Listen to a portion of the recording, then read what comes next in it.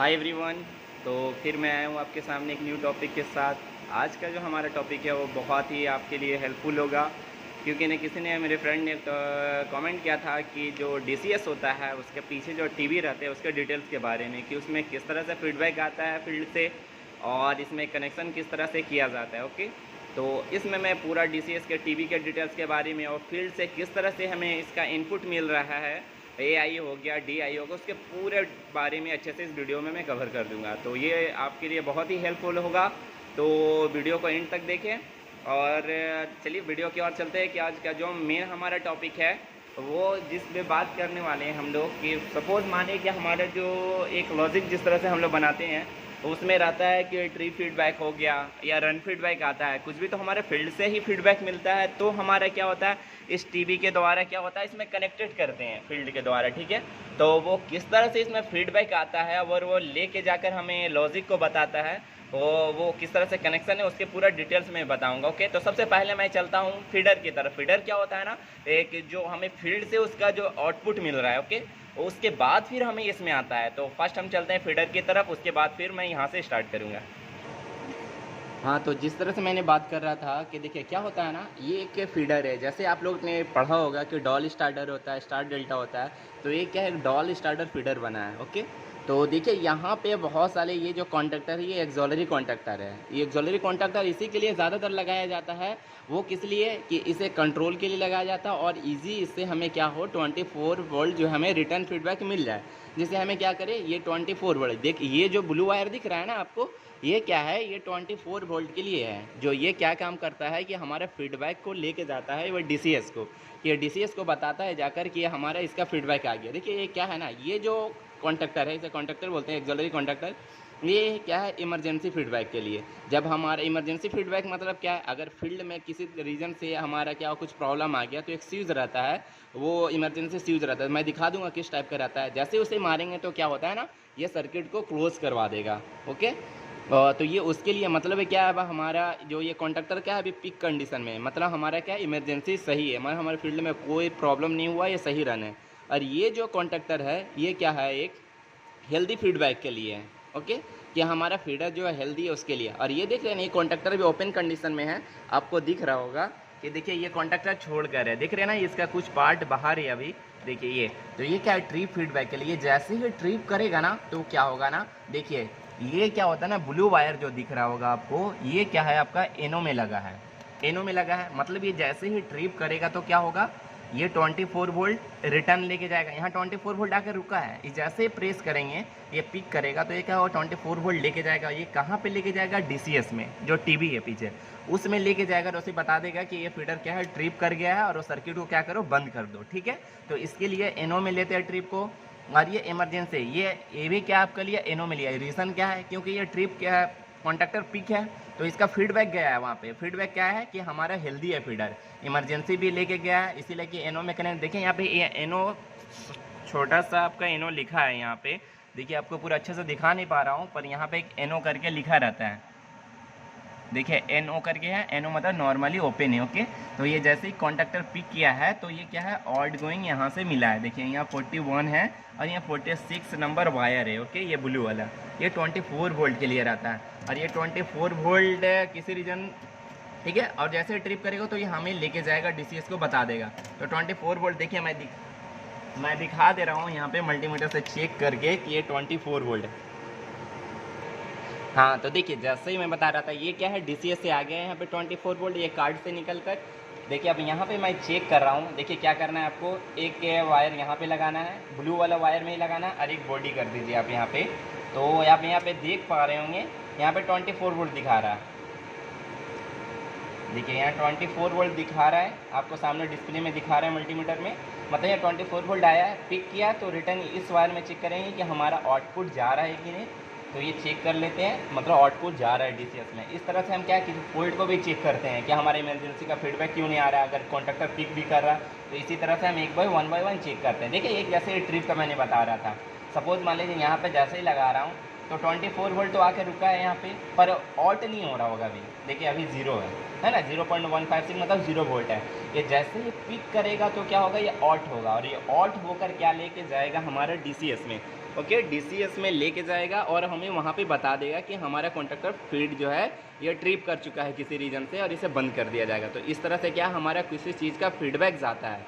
Okay motor ही trip कर गया तो क्या होगा उस कंडीशन में ये ट्रिप हो जाएगा। ओके तो इसी तरह से हम क्या करते हैं किसी चीज़ का फीडबैक लेते हैं और ये जो है मेन कॉन्ट्रैक्टर है इसी से हमारा क्या होता है रन फीडबैक मिलता है। जैसे ही कॉन्ट्रैक्टर पिक हुआ ये देखिए ब्लू वायर जो हमेशा क्या होता है 24 वोल्ट के लिए यूज़ करते हैं। जैसे पिक करेगा एनो में लेते हैं एनो से पिक करेगा कॉन्ट्रैक्टर तो हमारा फीडबैक लेके चला जाएगा और कॉन्ट्रैक्टर क्या है मतलब रन हो गया है। ओके तो ये है हमारा इस तरह से फीडबैक को चेक करने का। अब वहाँ किस तरह से कनेक्टेड होता है ये मैं थोड़ा सा डायग्राम द्वारा बता दे रहा हूँ आपको। हाँ तो जिस तरह से मैं बात कर रहा था तो अब देखते हैं ये डीसीएस साइड में आ गया। ये क्या है पूरा जो है ये डीसीएस पैनल का है। ओके ये जितना भी छोटा छोटा आपको ये पॉइंट दिख रहा है ये क्या है इसी तरह से फीडर मैंने एक दिखाया उस तरह से तो बहुत सा फीडर रहता है ना इंडस्ट्रियल में तो वो सब का एक फीडबैक लेकर आ रहा है। उसी तरह से एक इमरजेंसी फीडबैक लेकर आ रहा है तो एक ट्री फीडबैक लेकर आ रहा है एक रन फीडबैक लेकर आ रहा है। ठीक है ये कार्ड क्या है ये DI है ये क्या है डिजिटल इन हो रहा है। देखिए यहाँ पे ब्लू वायर है 24 वोल्ट के लिए मैंने बताया था तो ये कलर कोड से हिसाब से क्या होता है ये DI है 24 वोल्ट DI है। ओके देखिए DI को समझने के लिए ये जो N2 करके एड्रेस है ना ये एड्रेस दिख रहा होगा आपको यहाँ N206 यही एड्रेस क्या होता है ना हम लोग सेम एड्रेस को हम लोग लॉजिक में भी डालना पड़ता है। ट्री फीडबैक के लिए एड्रेस हो रहा जो एड्रेस असाइन करता हो ना हम लोग वो सेम एड्रेस ये होता है। तो अब हम लोग ये क्या चेक करने वाले हैं कि हमारा रिटर्न फीडबैक किस तरह से आता है। सपोज मान लीजिए क्या हो रहा है ना देखिए ये एक क्या है पूरा एक 8 चैनल का है। यहाँ से गिनिएगा ना तो ये 16 सॉरी ये आपका 16 चैनल का होगा तो ये 16 चैनल का 16 फीडबैक लेकर आया। तो ये किस तरह से होता है ना सपोज मान लीजिए एक पॉइंट है एक ये पॉइंट है कार्ड का है मान लीजिए 24 वोल्ट है ये क्या हो रहा है 24 वोल्ट कार्ड से निकला ये कहाँ पे जाएगा देखा जैसे मैंने आपको दिखाया था वहाँ कॉन्ट्रैक्टर लगा था एक इस तरह से जिसमें एनो पॉइंट था वहाँ पे एक यहाँ पे ऑल्ट हो रहा था तो ये एक पॉइंट जो आकर यहाँ पे लग गया DCS का। अब ये जैसे ही कॉन्ट्रैक्टर पिक करता है तो वो क्या होगा एनो से NC होगा ये फीडबैक वापस लेकर आएगा किस पॉइंट में यहाँ पर लेकर आएगा और ये किसे बता देगा DI कार्ड को कि हमारा फीडबैक आ गया है आप हेल्दी हो जाए। जिसका भी फीडबैक हो हेल्दी के लिए हो रन के लिए हो ट्रिप के लिए हो तो वो फीडबैक क्या है इसे इजी तरह से हम लोग को पता चल जाता है कार्ड को और वो कार्ड क्या होता है रन करता है। तो कार्ड को इसी तरह से पता चलता है फीडबैक। ओके तो जैसे आप देख रहे होंगे यहाँ पे मैंने जैसे 24 वोल्ट बताया है आपको। हाँ तो जैसे DI के बारे में मैंने बता दिया किस तरह से होता है जस्ट सेम। अब क्या होता है DO ये क्या है DO है। ओके और एक चीज़ बताना चाह रहा हूँ इसके अंदर क्या होता है ना फ्यूज़ लगा रहता है कि सपोज़ किसी रीजन से अगर 24 वोल्ट से ज़्यादा सप्लाई है तो क्या होगा फ्यूज़ हमारा कट जाता है नहीं तो क्या होगा डायरेक्ट हमारे कार्ड में इफेक्ट हो जाएगा ना इसी है कारण। तो ये कैसे होता है फ्यूज़ कितने एम्स का होता है तो आप डायरेक्ट फ्यूज़ देख सकते हैं ये जो रहता है ना 250 मिली एम्स का रहता है। ओके तो इतना तो मैं दिखा नहीं पा रहा हूँ इसलिए बहुत ही माइनर में दिखा रहता है वो तो इस तरह से फ्यूज़ आप देख सकते हैं। ओके देखिए फ्यूज़ कट जाता है ना तो क्या होता है ये सामने ये क्या होगा ना ये जो दिख रहा है ये रेड कलर का इंडिकेशन जलने लगता है तो हमें इजीली पता चलता है कि इसका फ्यूज़ मार दिया है। ठीक है तो ये क्या है DI का फंक्शन था। अब DO मतलब DO क्या काम करता है ना किसी सिस्टम को ऑन करने का काम आता है। सपोज मान लीजिए वो फीडर जैसे था तो उसे ऑन तो करने के लिए क्या करना होगा इधर से कमांड देंगे ना ये डिजिटल आउट होगा। तो ये किस तरह से होता है इसके लिए क्या होता है ना कि रिले बोर्ड लगा रहता है DCS में मैं आगे चल के आपको दिखा दूंगा। तो इसमें क्या होता है ना उधर से मान लीजिए देखिए यहाँ पे आपको दिख रहा होगा इसमें सबका नंबरिंग किया रहता है। देखिए यहाँ पे 230 वोल्ट दिख रहा होगा आपको। ठीक है ये 230 वोल्ट मतलब ये क्या हो रहा है ना सपोज देखिए इस तरह से नीचे ना क्या होता है ना देखिए सपोज मान लीजिए ये एक कॉन्ट्रैक्टर है वहाँ पे जो क्या है मेन कॉन्ट्रैक्टर है स्टार्ट कर रहा है सिस्टम को और ये क्या है कार्ड का वायर है। ठीक है ये 24 वोल्ट हो गया ये रिटर्न लेकर आ तो ये क्या होता है ना ये आउट होकर मान लीजिए ये इसका एक्सॉलरी सप्लाई है A1 जो 230 जितना भी इसका ऑन करने का है तो ये क्या करता है ना एक वायर जो खुल कर आता है एक रिले बोर्ड में लगता है। रिले में रिले जानते हैं ये NO NC का काम करता है जैसे ही मान लीजिए यहाँ के लगा रहता है।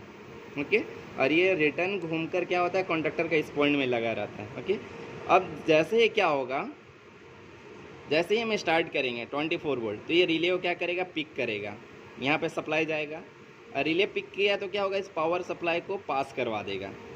देखिए यहाँ पे एक थोड़ा सा गलत ये 230 सप्लाई है ना ये यहाँ पे नहीं ये आपका कहीं से भी सामान लीजिए 230 सप्लाई इसको एक्सॉलरी को ऑन करने के लिए वहाँ से आ रहा है।